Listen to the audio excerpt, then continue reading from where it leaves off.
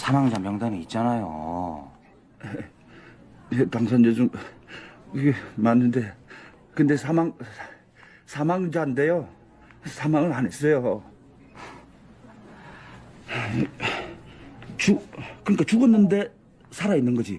계속해서 얘기가 뺑뺑이 도네요. 여러분, 나스닥이 계속 사망할 듯 안 할 듯, 조정을 줄 듯 안 줄 듯 계속 위에서 버팅기고 있습니다. 분명히 조정을 줄 차례인데 왜 조정을 안 주고 이렇게 오랫동안 버팅기는진 조금 시간이 지나면 알 수 있겠고, 도저히 이 상황에서 예측을 할 수가 없는 지점인 것 같습니다. 깜만입니다. 더 시저입니다. 먼저 어제 장을 보면은 그냥 보합입니다. 장중에 계속 생쇼를 했지만 결국에는 다 보합이죠. 다 보합이고 필라델피아 반도체만 0.23으로 조금 의미 있는 하락을 보여줬습니다. 장중에는 굉장히 좋았어요. 장중엔 굉장히 좋았지만 장 막판에 모든 상승분을 전부 반납하고 마이너스로 마감하는 좋지 않은 마감을 보여줬습니다. 공포지수 체크하겠습니다. 공포지수 조금 내려왔죠? 65. 아직은 우려할 단계는 아닌 것 같습니다. 넘어가겠습니다. 그리고 65로 다시 내려온 순간이기 때문에 또 여기서 비중 5%를 매도하지는 않습니다. 공포지수가 신고점을 갱신할 시에만 추가적인 매도를 진행합니다. 공포지수가 65로 낮아졌지만 아무것도 하지 않았습니다. 이미 두 차례 수익 실현을 하였고 조정기에 내린 가격에 3배 레버리지를 팔 생각은 없습니다. 다시 전고를 돌파할 경우에만 또 분할 매도를 실시할 예정입니다. 제가 영상을 만들고 있는 현재 나스닥 선물은 0.08로 조정을 줄 듯 하면서 계속 힘겹게 버티고 있는 거죠. 이렇게 힘겹게 버티고 있는다는 것은 힘이 점점 후달린다는 거예요. 힘이 점점 후달리면은 결국에는 한번 미끄러질 수 있는 경우의 수가 도래할 수 있는 거죠. 현재는 나스닥의 추가 매수 상황은 조금 아니지 않나 싶습니다. 우리가 장투를 함에 있어서 체크해야 될 것은 이 주봉입니다. 이 차트는 나스닥 1배 지수 레버리지 QQQ의 주봉 차트인데요. 올해 1월 23년부터 지금까지 쭉 상승이지 않습니까? 그냥 쭉 상승이에요. 물론 10월 달에 굉장히 좀 주춤하는 모습을 보였죠. 이 주봉 하단 지지선을 깨버리는 결과가 나왔죠. 하지만 그래도 어쨌든 길게 보면은 쭉 상승이에요. 다만 이때 10월 하순경에 이 하단 지지선을 강하게 깼기 때문에 제가 그때 영상에 보면은 10월 27일 영상이죠. 플랜 C를 가동한다고 했어요. 왜냐하면 하단 지지선을 깼기 때문입니다. 하단 지지선을 깨고 쭉 내려가면은 이 추세가 완전히 무너지는 거예요.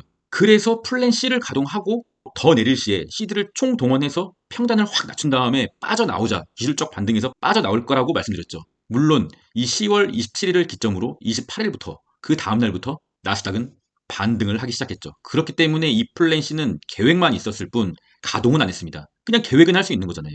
다만 이런 계획도 없이 계속 장투를 하는 것은 계획 없이 그냥 몸을 바다에 맡기는 격입니다. 어쨌든 다시 돌아와서 이 추세는 계속 상승으로 이어지고 있지 않습니까? 그냥 홀딩하는 거예요. 오늘 만약에 조정이 나온다고 해도 어차피 이 올라가고 있는 주봉 하단 지지선을 지켜주기만 하면은 계속 또 가져가는 거예요. 여러분, 이게 장투예요. 그냥 하루에 TQQQ 2% 뛰게 하고 SQQQ 2% 뛰게 하고 이거는 그냥 단타죠, 단타. 장투는 그냥 길게 보는 겁니다. 이게 장투입니다, 여러분. 지수 레버리지로 단타를 하잖아요. 10번 중에 5번 맞추고 5번 틀리면은 이 주식이라는 것은 세금과 수수료가 있기 때문에 결국 마이너스라니까요. 여러분, 단타를 평소에 잘하시나요? 단타 잘하세요? 잘할 수 있으시겠어요? 저는 국장에서 우리 멤버십방에서 맨날 단타 칩니다. 맨날. 제 단타 승률은 70%가 넘어요. 국장에서요. 근데 그런 저도 이 미국을 상대로는 단타를 안 쳐요. 왜냐면은 이 지수는 도대체 예측할 수가 없으니까요. 그냥 종목은 어느 정도 예측은 가능해요. 그리고 아니다 싶으면 바로 손절하면 되니까요. 여러 종목을 매매하고 분할 매수로 진행하기 때문에 그렇게 할 수 있는 겁니다. 하지만 이 지수의 종목은 하나지 않습니까? 지수라는 것은 하나지 않습니까? 도대체 왜 그렇게 단타를 치는 것입니까? 단타를 그렇게 잘하는 저도 단타를 안 친다니까요, 여러분. 좀 화를 냈죠, 제가. 좀 답답해서 그랬어요. 어쨌든 오늘 조정이 나온다고 하더라도 이 추세선만 안 깨지면은 그냥 홀딩하는 거예요. 조정을 쳐맞고 가는 겁니다, 그냥. 조정을 여기서도 맞았고 여기서도 맞았고 여기서도 맞았고 여기서도 맞았고 조정을 하도 쳐맞아가지고요. 이 진짜 아프지도 않아요. 그냥 조정을 저는 쳐맞고 가겠습니다. 그리고 오늘 또 저희 멤버십에 부자 아빠 테일러님 새로 가입해 주셨고요. 감사합니다. 열심히 하겠습니다. 푸드앤코럽션 체크하겠습니다. 푸드앤코럽션은 0.81로 다시 또 올라오는 집계를 보여줬습니다. 좋은 상황이라고 볼 수가 없죠. 계속 주시하도록 하겠습니다. 환율 체크하겠습니다. 환율은 그래도 다행인 게 약간 내린 0.2% 거의 보합이라고 보면 되겠지만 약간 내린 이 11선을 돌리지도 못하고 주춤하고 있습니다. 먼저 11선, 이 파란색 선이죠. 제가 새롭게 추가했어요. 11선을 돌리고 그 다음에 21선도 터치하고 21선을 돌려야만 진정한 조정장이라고 볼 수가 있습니다.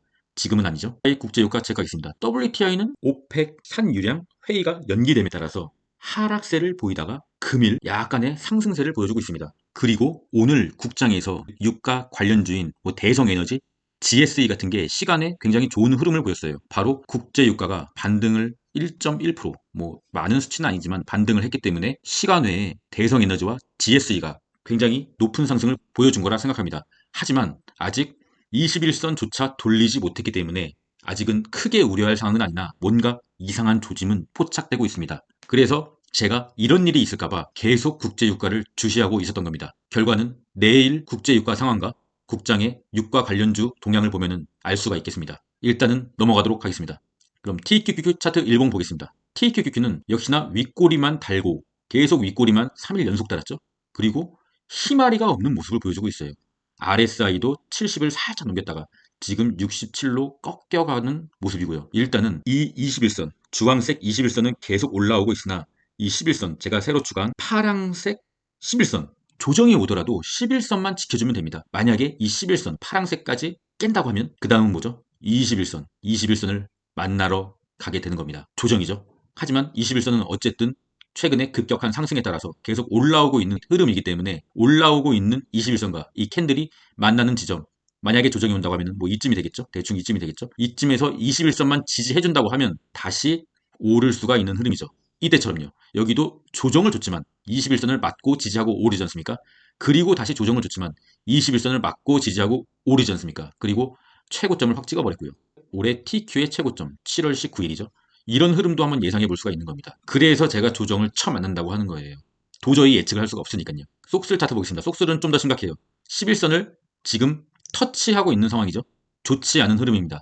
일단 11선이 꺾여버린다면 바로 속슬은 좀 더 민감한 반도체이기 때문에 21선까지 굉장히 빠르게 터치하러 내려올 수가 있는 상황입니다. 약간 속슬은 긴장해야 될 상황이고 지금 속슬을 추가 매수는 권장드리지 않습니다. 불주 차트 보겠습니다. 불주도 TQ와 마찬가지고요. 불주, 황제 넘어가도록 하겠습니다. 그럼 숏의 일봉 보조지표 체크해 보겠습니다. 숏은 스토캐스틱 우물이 끝났습니다. 속스는 끝났고요. SQQQ는 스토캐스틱의 우물이 거의 끝났습니다.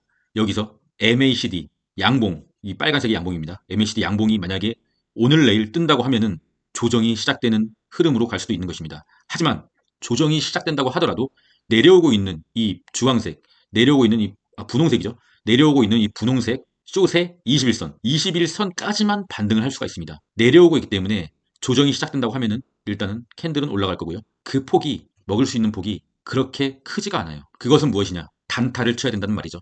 단타를 쳐야 된다는 말은 무엇이냐? 밤을 새야 된다는 거죠. 언제 숏의 고점이 나올지 모르니 그래서 저는 숏을 안 탑니다. 다 이유가 있는 거예요. 제가 무지성 롱스톤이 아닙니다. 하루에 차트를 몇 시간 보는지 아십니까? 계속 봐요, 틈날 때마다. 차트 보는 게 취미입니다, 취미. 근데 도대체 왜 그렇게 숏을 못해서 안달입니까? 그리고 우리가 한 가지 굉장히 의아하게 볼 것이 있습니다. 현재의 키움 전사들의 순매수 상황인데요. 드디어 롱을 미친 듯이 타기 시작했네요. 위험 신호입니다. 진돗개 1호 발령이죠. 키움 전사들이 롱을 탄다는 것은 키움 전사들이 이 숏을 버렸어요. 이 숏을 버리고 롱을 탄다는 것은 속슬과 TQ를 탄다는 것은 어찌 보면은 오늘 밤은 좀 안 좋게 조정의 흐름으로 갈 수도 있다는 굉장히 강한 시그널입니다.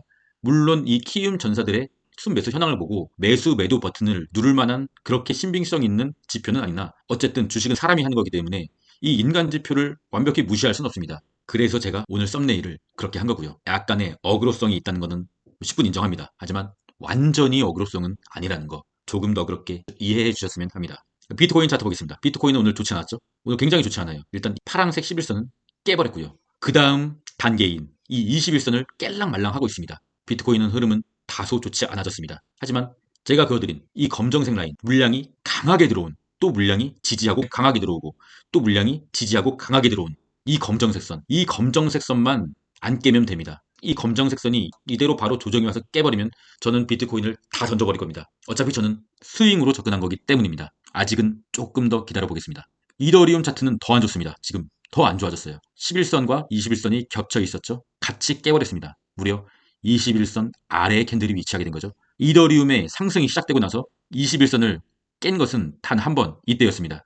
이때 강하게 깨고 그 다음날 바로 그대로 들어 올려서 추세를 다시 상방으로 돌렸으나 최근 3일간 하락으로 21선을 깨버리고 바로 들어 올리지를 못하고 있습니다. 그러면 이더리움이 기침을 하게 되면 알트코인은 감기에 걸리고, 알트코인이 감기에 걸리면 듣보잡 김치코인은 병에 걸리죠. 그런 패턴입니다.